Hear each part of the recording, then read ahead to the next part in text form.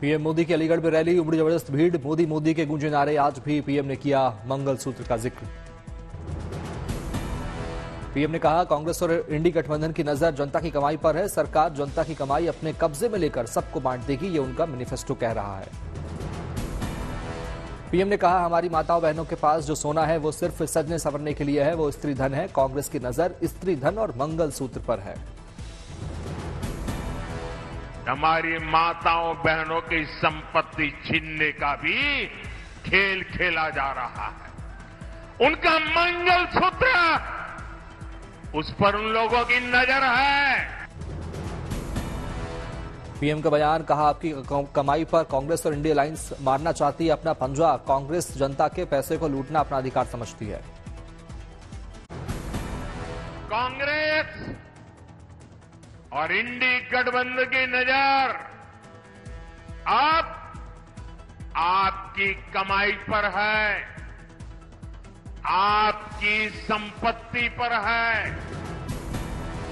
PM ने कहा, पिछली बार मैंने आपसे भ्रष्टाचार और तुष्टीकरण की फैक्ट्री में ताला लगाने को कहा था। आपने ऐसा ताला लगाया कि 2 शहजादों को इसकी चाबी ही नहीं मिल रही।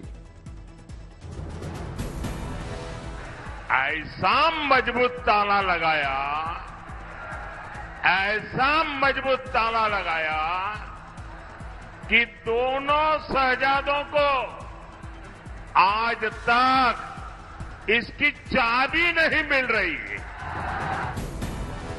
पीएम मोदी ने कहा, पहले आए दिन आतंकी बम फोड़ते थे, सीरियल बम धमाके होते थे, अब ऐसा नहीं होता। सीएम योगी ने कहा, बीएसपी और एसपी कांग्रेस ने अलीगढ़ के विकास में डाली बाधा। जनता तीसरी बार पीएम मोदी को प्रधानमंत्री बनाकर ऐसे दलों की किस्मत पर जड़े अलीगढ़ का ताला। अब अवसर आ गया है चुनाव के माध्यम से उनकी किस्मत पर अलीगढ़ का ताला लगा करके तीसरी बार प्रधानमंत्री मोदी जी को देश की सत्ता सौंपे। यूपी के आगरा में सीएम योगी की रैली, कहा, सपा बसपा और कांग्रेस के लोग माफियाओं की कब्र पर जाकर फातिहा पढ़ते हैं। देखो, अयोध्या में रामलला का भी दर्शन करवा रहे हैं तो माफिया और अपराधी का राम नाम सत्य है भी करवा रहे हैं। दोनों काम एक साथ चल रहा है। सीएम योगी ने कहा, अयोध्या काशी ने अपने लक्ष्यों को प्राप्त कर लिया, अब बारी ब्रज की है।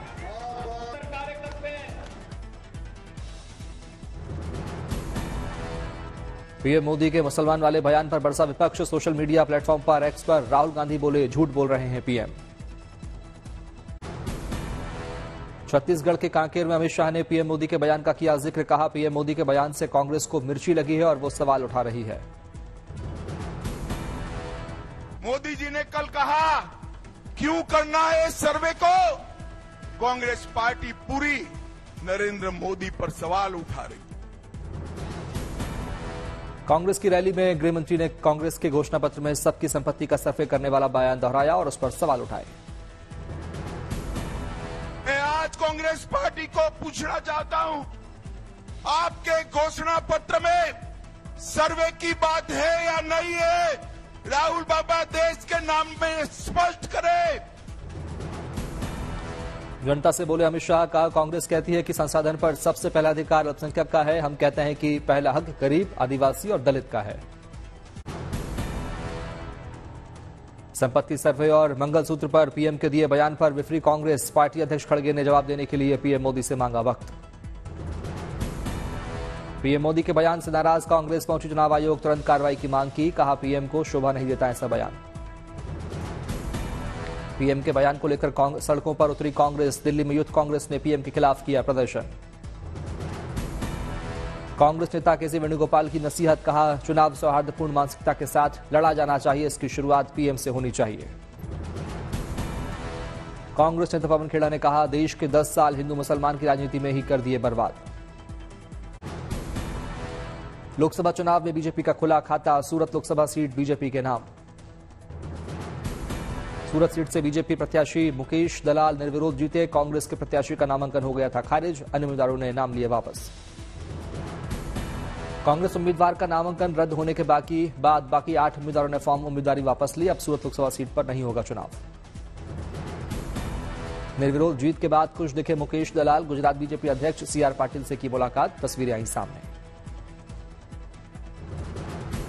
मुकेश दलाल के निर्विरोध जीतने पर कांग्रेस ने उठाए सवाल, कहा यह मैच फिक्सिंग है। छत्तीसगढ़ के मुंगेली में बीजेपी अध्यक्ष जेपी नड्डा की रैली, भारी संख्या में उमड़े लोग। हिमाचल के मंडी से बीजेपी उम्मीदवार कंगना रनौत पहुंची दिल्ली मुख्यालय, पहुंचकर पार्टी नेताओं से की मुलाकात।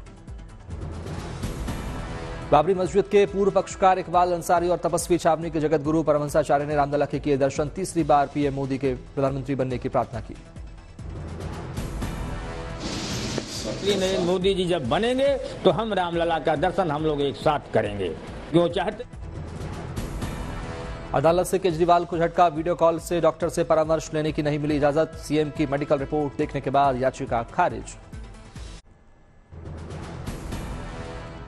सागर के शाहगढ़ की जनसभा में सीएम मोहन यादव का कांग्रेस पर निशाना, कहा 70 सालों में नहीं बनवा पाए राम मंदिर, कांग्रेस किस मुंह से मांग रही है वोट।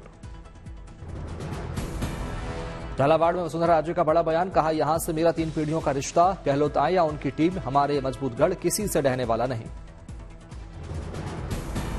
कवर्धा की रैली में सीएम विष्णुदेव साय का भूपेश बघेल पर बड़ा प्रहार, कहा गोबर कोयला शराब के बाद महादेव सट्टा ऐप में भी किया घोटाला।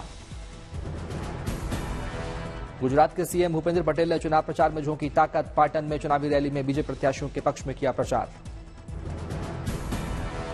गाजियाबाद में आयोजित व्यापारी सम्मेलन में बोले सीएम धामी, उत्तराखंड से निकलकर पूरे देश में बहेगी यूसीसी की गंगा। दुनिया के सबसे ऊंचे युद्ध क्षेत्र सियाचिन पहुंचे रक्षा मंत्री राजनाथ सिंह, युद्ध स्मारक पर की पुष्पांजलि अर्पित। रक्षा मंत्री राजनाथ सिंह ने जवानों का मुंह मीठा कराया, बातचीत करके जवानों का हौसला भी बढ़ाया। रक्षा मंत्री राजनाथ सिंह ने जवानों को कराया अपनेपन का एहसास, बोले मैं रक्षा मंत्री बनकर नहीं बल्कि परिवार के सदस्य की तरह आपसे मिलने आया हूं। आप भले ही मुझे एक रक्षा मंत्री के रूप में यहां देख रहे होंगे, लेकिन मैं एक रक्षा मंत्री के रूप में नहीं बल्कि आपके स्वजन के रूप में अपने परिवार वालों से यहां मिलने आया हूं। रक्षा मंत्री को देखकर जवानों का जोश भी हुआ हाई, सशस्त्र बल के जवान लगाए भारत माता की जय के नारे।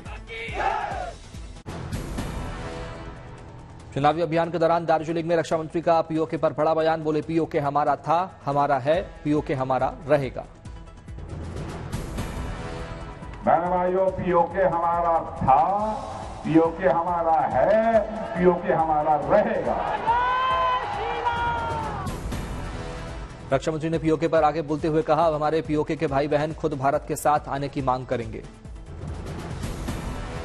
रक्षा मंत्री ने भारत की ताकत और अर्थव्यवस्था का जिक्र करते हुए बोले, भारत की ताकत बढ़ रही है, हमारी अर्थव्यवस्था तेजी से आगे बढ़ रही है।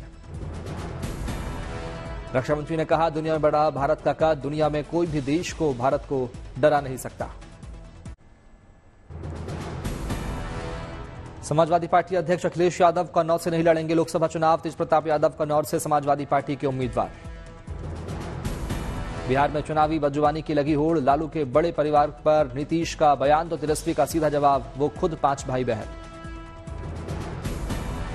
मध्य प्रदेश के शिवपुरी में पति ज्योतिरादित्य सिंधिया के प्रचार में उतरी पत्नी प्रियदर्शनी सिंधिया, एक घर में रोटियां बेलती आई नजर। पूर्वी दिल्ली के गाजीपुर लैंडफिल साइट पर लगी आग, कचरे के ढेर से निकल रहे धुएं ने बढ़ाई आसपास रहने वाले लोगों की मुसीबत, सांस लेने में हो रही दिक्कत। गाजीपुर लैंडफिल की आग मामले पर बीजेपी ने साधा आम आदमी पार्टी पर निशाना, कहा गाजीपुर लैंडफिल की फोटो दिखाकर केजरीवाल ने एमसीडी का चुनाव लड़ा लेकिन कोई वादे पूरे नहीं किए। बैसाखी का त्यौहार मनाने पाकिस्तान गया सिख श्रद्धालुओं का जत्था, अटारी बाघा बॉर्डर के जरिए लौटा भारत, बोले गुरु घरों के दर्शन से मिली खुशी। सलमान खान के घर हुई फायरिंग मामले में हथियार की तलाश जारी, मुंबई क्राइम ब्रांच ने सूरत की तापी नदी में चलाया सर्च ऑपरेशन। फरीदकोट जेल में चलाया गया सर्च ऑपरेशन, कैदियों के पास से 13 मोबाइल फोन, चार्जर और 3 ग्राम हेरोइन बरामद। दिल्ली के अलीपुर इलाके में गोलीबारी, 2 लोगों को लगी गोली, मामले की जांच कर रही पुलिस। नागपुर में अचानक बदला मौसम, भीषण गर्मी के बाद हुई झमाझम बारिश, तापमान में आई गिरावट। अयोध्या धाम में उमड़ा आस्था का सैलाब, रामलला के दर्शन के लिए अयोध्या पहुंचे 28 देशों के 88 प्रवासी राम भक्त। विदेशों में रहने वाले एनआरआई राम भक्तों के लिए ने किए रामलला के दर्शन, रामलला की भक्ति में सराबोर नजर आए श्रद्धालु। 88 एनआरआई समेत 400 से अधिक राम भक्तों ने किए रामलला की आरती। श्रद्धालुओं ने मंदिर की भव्यता पर जताई खुशी। श्रद्धालुओं ने हनुमानगढ़ी मंदिर के भी किए दर्शन। विदेशी मेहमानों ने की बजरंगबली की पूजा। अयोध्या धाम देश विदेश से रोजाना पहुंच रहे लाखों श्रद्धालु। प्राण प्रतिष्ठा के बाद से 1.5 करोड़ श्रद्धालु कर चुके हैं रामलला के दर्शन। राम भक्ति में डूबे नजर आए अभिनेता रितेश देशमुख और उनकी पत्नी। दोनों ने अयोध्या जाकर रामलला के दर्शन किए। फैंस ने जय श्री राम के नारे भी लगाए।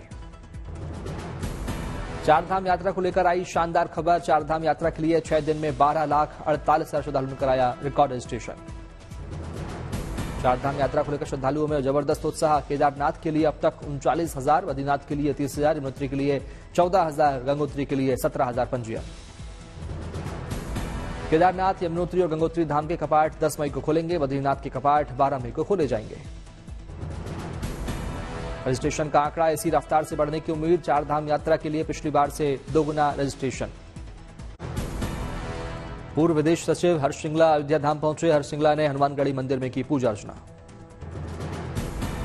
तमिलनाडु के तिरुचिरापल्ली में आस्था का सैलाब। चिथिराई कार महोत्सव में रॉकफोर्ट थौमनुस्वामी मंदिर में राम भक्तों ने रथों को खींचा।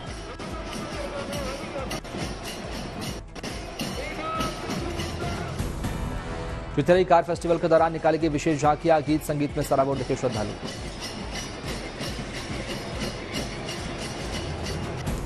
मदुरै की मीनाक्षी अम्मन मंदिर से भी चिथिराई उत्सव की भव्य उत्सव की तस्वीरें आई सामने। बड़ी संख्या में भक्तों ने मनाया चिथिराई उत्सव। मदुरै में चिथिराई महोत्सव के दौरान निकाली गई रथ यात्रा। श्रद्धालुओं की उमड़ी भीड़। जश्न में डूबे नजर आए श्रद्धालु।